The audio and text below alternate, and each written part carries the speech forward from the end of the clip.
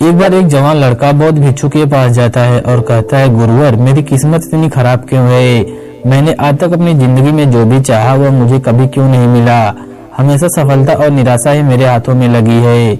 लेकिन मैं ऐसे बहुत से लोगों को जानता हूँ उनकी जिंदगी में किसी भी चीज की कोई कमी नहीं है। उन्होंने अपनी जिंदगी में जो कुछ भी चाहा उनको वह मिला। गुरुवर, आखिर ऐसा क्यों होता है कि कुछ लोगों को सब कुछ मिलता है, वह जो भी करते हैं वो उस काम में वह सफल होते हैं, अपनी चाहत की हर चीज को वो हासिल कर लेते हैं, जबकि दूसरी तरफ ज्यादातर लोग बस मेरी तरह सपने देखते रहते हैं, लेकिन वो कभी भी अपनी मनचाही चीजें और सफलता हासिल नहीं कर पाते।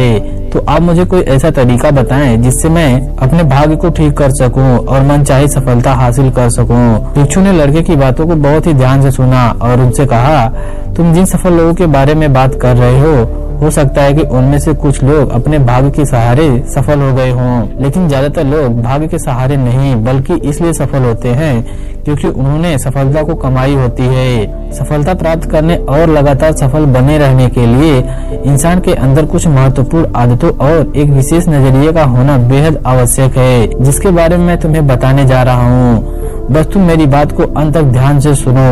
व्यक्ति ने कहा, जी गुरुवर, मैं आपकी बात को पूरी अंत तक ध्यान से सुनूंगा और समझने की कोशिश करूंगा। आप लोग इस कहानी में खो ना जाएं, इससे पहले आप लोगों से एक ही रिक्वेस्ट है कि आप लोग हमारे जरूर चैनल को सब्सक्राइब कीजिए। बौद्ध भिक्षु ने कहना शुरू किया, हम सही तरीके और शांत मन के साथ सोचकर जीवन में आने वाली हर चुनौतियों का समाधान खोज सकते हैं। हम सबको अपने शून्य की खोज करने का प्रयास करना चाहिए।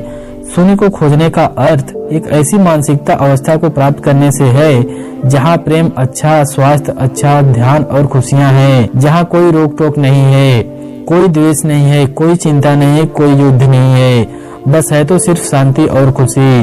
अपने शून्य तक पहुँचने के लिए हमें वो करते रहना चाहिए जो करना हमें पसंद है।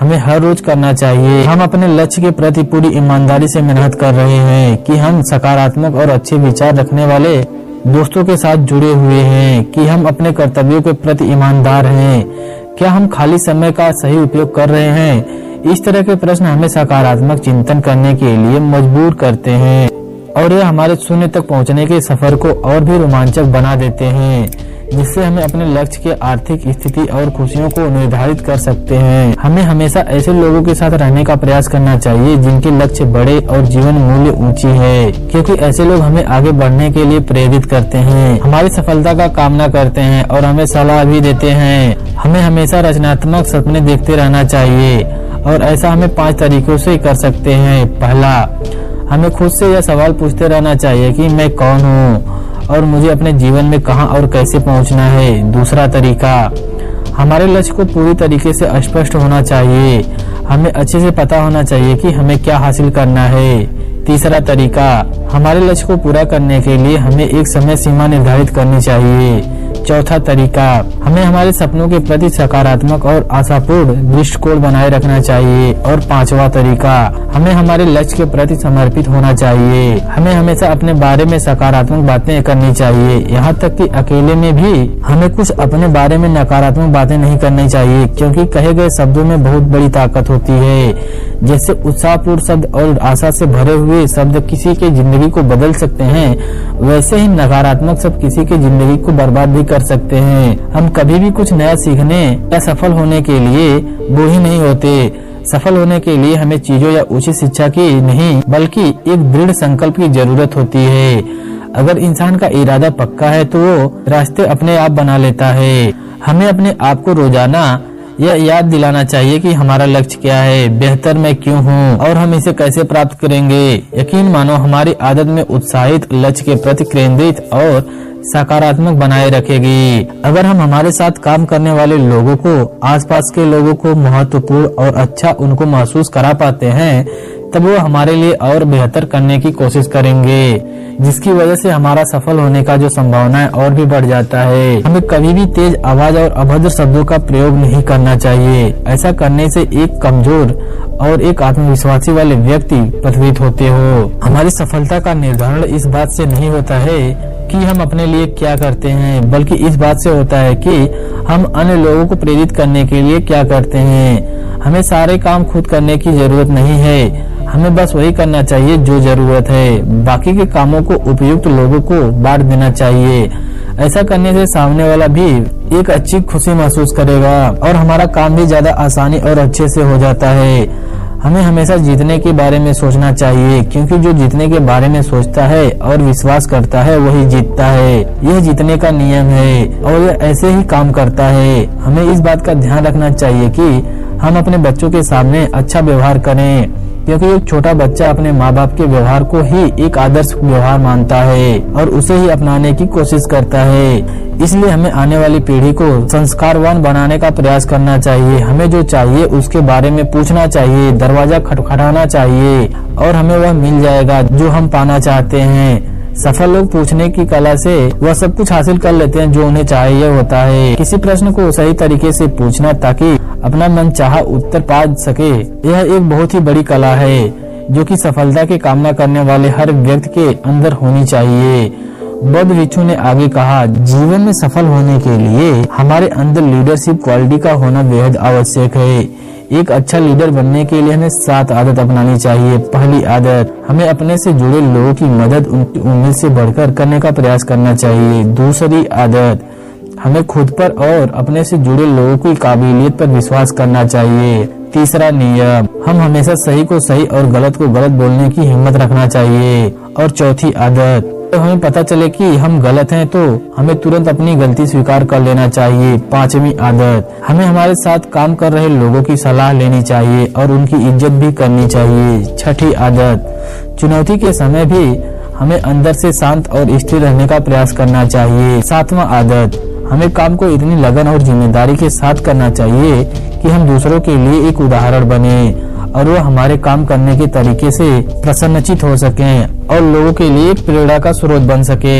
एक बात याद रखो, हमारा दिमाग बहुत अमूल्य है। हमें इसकी देखरेख कैसे करनी चाहिए, जैसे हम दूसरे के सामानों की करते हैं। हमने अब तक जो भी हासिल किया है या कर सकते हैं, उन सब का एकमात्र ही सहारा हमारा दिमाग है। इसलिए हमें अपने दिमाग का ख्याल रखने का प्रयास करना चाहिए। इसके लिए हमें पूरी दहशत भरी और नफरत भरी नकारात्मक बातें फैलाने वाले लोगों से दूर रहना चाहिए और हमें ऐसे लोगों का साथ करना चाहिए जिनके लक्ष्य बड़े और सोच सकारात्मक हो। और हमें जिम्मेदारियों से भागना नहीं चाहिए। हमें हमेशा अपनी जिम्मेदारियों का सामना करना चाहिए, क्योंकि जिम्मेदारी ही हमें मजबूत और अनुभवी इंसान बनाती है, जो कि बाद में हमारी बड़ी सफलता का कारण बनती है। हमें हमारे काम के लिए हमेशा उन लोगों से सहायता लेनी चाहिए जो पहले उस काम में सफल हो चुके हैं और उस क्षेत्र के जानकार हैं, ना कि उन लोगों से जो असफल होकर लोगों के बीच उस काम के प्रति डर फैलाते रहते हैं। हमें हमेशा अपने अतीत वर्तमान के बारे में हमेशा अच्छा ही बोलना चाहिए। हमें कुछ पाने के लिए उससे ज्यादा देने के लिए तैयार होना चाहिए।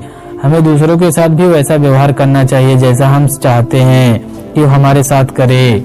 हमें बिना उनसे कोई उम्मीद रखे उन लोगों की सहायता करने का प्रयास करना चाहिए और उस ब्रह्मांड की शक्ति को धन्यवाद अदा करना चाहिए कि उसने हमें मदद के लायक बनाया है। ऐसा करने से अंदर से खुश और अपने काम को प्रति उत्साहित महसूस करोगे। हमें लोगों को उपहार देने की भी कला आनी चाहिए।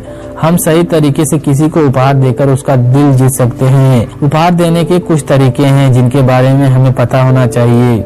फूलों से भरी गुच्छे, फूलों से भरी हुई टोकरी से भी कुछ मूल्यवान होते हैं, जैसे हमारे किसी अपने के पास जाकर उनके साथ थोड़ा समय बिताना, किसी बीमार दोस्त के घर जाकर उसका हालचाल पूछना, हमारी सहायता करने वाले लोगों का सार्वजनिक रूप से धन्यवाद अदा करना इत्यादि। हमें किसी को उपहार देने से पहले उस उपहार को उस व्यक्ति के अनुरूप बनाने का प्रयास करना चाहिए। हम उपहार देते समय उसकी कीमत पर नहीं बल्कि उपहार लेने वाले का उस उपहार के साथ भावनात्मक लगाव बढ़ाने पर ध्यान देना चाहिए। अगर वही उपहार हम तब दे रहे हैं जब सामने वाले व्यक्ति उसकी उम्मीद भी न किया हो, तो उपहार की कीमत अमूल्य हो जाती है। हमें उपहार देते समय उसे थोड़ा सजा कर देना चाहिए, जैसे कि एक व्यक्तिगत पत्र या फूल के साथ। हमें हमारे साथ काम कर रहे लोगों के विचार, अच्छे सुझाव और उनकी बुद्धिमत्ता की प्रशंसा करनी चाहिए। उन्हें काम करने के लिए प्रोत्साहित करना चाहिए। ऐसा करके हम उनके मनोबल को बढ़ाते हैं और खुद को महत्वपूर्ण, उपयोगी व आवश्यक महसूस करते हैं। हम दूसरे के ऊपर अपना सकारात्मक प्रभाव उनके मन और आत्मा को ही पोषण देकर आसानी से बना सकते हैं और उनके परिवार के बारे में बातचीत कर सकते हैं। जब हम किसी को बोलने के लिए उत्साहित करते हैं और उन्हें ध्यान से सुनते हैं, चाहे वो अपनी असफलता के बारे में बता रहा हो या अपनी समस्याओं के बारे में हमारा उनको ध्यान से सुनना उनको अच्छा महसूस करवाता है, और ऐसा करके हम उनका विश्वास और समर्थन दोनों जीत सकते हैं। हमारी हो रही बुराई इस बात का प्रतीक होती है कि हम आगे बढ़ रहे हैं, और जब हम पलटकर अपनी बुराई का जवाब नहीं देते तो हम उसके नकारात्मक प्रभाव को वहीं छोड़ देते हैं। श्रेय और तारीफ मिले या ना मिले, हमें अपना सर्वश्रेष्ठ देते रहना चाहिए। अभी हमारे काम का श्रेय भले ही कोई और लेता रहे, लेकिन सही समय हमें हमारे काम का पुरस्कार दिलवा ही देता है। जो लोग हमारे बारे में गलत बोलते हैं और हमारे काम का श्रेय लेना चाहते हैं, हमें उनसे बदला लेने के बारे में सोचकर अपना समय बर्बाद नहीं करना चाहिए, बल्कि उन पर दया करके और उन्हें बीमार समझकर त्याग कर देना चाहिए। अगर हमारे अंदर करिश्मा है और हम जवान के पक्के हैं तो हमें सफल होने से कोई भी नहीं रोक सकता है। करिश्मा एक दैवी रूप से एक प्राप्त शक्ति को कहा जाता है, लेकिन आम जिंदगी में करिश्मा एक ऐसा व्यक्तिगत गुण है जो एक व्यक्ति के दूसरे व्यक्ति पर अधिकार देता है। करिश्मा को केवल अपने अंदर के आध्यात्मिक यात्रा को करके ही पाया जा सकता है। कुछ नियम है इसके, जिनके द्वारा अपने करिश्मा को जागृत और कायम रख सकते हैं। हमें ध्यान और एकांत के माध्यम से खुद को जानने और समझने का प्रयास करना चाहिए। हमें हमेशा विनम्र रहना चाहिए और कभी भी अपने धन और ताकत का दिखावा नहीं करना चाहिए। हमें दूसरों के बारे में बात करने के लिए प्रोत्साहित करना चाहिए। हमारा पहनावा ऐसा होना चाहिए कि लोगों का ध्यान हम पर हो, न कि पहनावे पर हो। हम जो भी करें उसे पूरे जोश और हर्ष उल्लास के साथ करें। हमें जिम्मेदारी लेने के लिए हमेशा तैयार रहना चाहिए, क्योंकि यह आदत हमें और भी बेहतर बनाती है। अगर हमसे कोई सलाह लेता है तो हमें उसकी समस्याओं और व्यक्तिगत पर ध्यान देते हुए उसे समाधान दिलवाना चाहिए। अगर हम अपनी बात और वादों पर खरे उतरते हैं तो हमें अपार सम्मान मिलता है, और ऐसे ही छोटे छोटे करके हमें बड़ी सफलता हासिल कर सकते हैं। जैसे किसी से मिलने का हम समय निश्चित करते हैं और उस निश्चित समय पर ही मिलना चाहिए। हमें किए हुए अपने वादे को हर हाल में पूरा करने का प्रयास करना चाहिए। अगर किसी व्यक्ति ने अपनी मजबूरी हमें गुप्त में साझा की है तो उसे गुप्त ही रखना चाहिए, किसी को भी नहीं बताना चाहिए। और साथ ही हमें अपने से जुड़े लोगों के साथ हमेशा ईमानदार रहना चाहिए। हमारी सफलता का निर्धारण इस बात पर निर्भर करता है कि हम अपना समय कैसे और किन लोगों के साथ बिताते हैं। इसके लिए हमें समय समय पर अपने दोस्तों की समीक्षा करते रहना चाहिए कि क्या हमारे दोस्त एक बेहतर भविष्य बनाने के लिए काम कर रहे हैं, क्या वो हमें सही तरीका और सकारात्मक सुझाव देते हैं, क्या वह कठिन समय में हमारी मदद कर सकते हैं या हमारी कठिन समय में मदद किए हुए हैं, कहीं वो शिकायत करने वालों में से तो नहीं है। और हमें अपने दोस्तों से दूरी बनाने का भी प्रयास करना चाहिए कि हमारे दोस्त कैसे हैं। अगर हमारे दोस्त बुरे हैं तो उनसे दूर रहना चाहिए। आपको हमारे द्वारा सुनाई ये कहानी कैसी लगी कमेंट सेक्शन में जरूर बताइए। ऐसे ही और वीडियो देखने के लिए हमारे चैनल को जरूर सब्सक्राइब कीजिए। अगर आप हमारे इस वीडियो को फेसबुक पेज पर देख रहे हैं, पेज को प्लीज फॉलो कीजिए।